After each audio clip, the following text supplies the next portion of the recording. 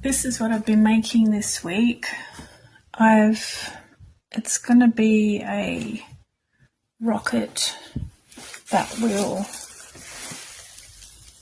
be up on a stand. You can see I've made a little bubble wrap support so I can work on it because the bottom's round and it wouldn't sit properly. And I've got this to be glued in later, and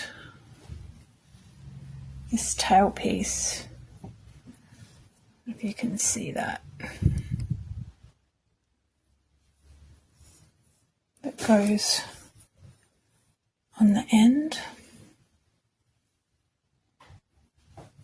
because it's too long to fit in my kiln as it is. So I thought I'm going to have to sit it up on end to be fired, and then I can't have any pointy bits on the end because it's got to sit on a flat little base. So yeah, I didn't really think it through. So fingers crossed it'll turn out okay.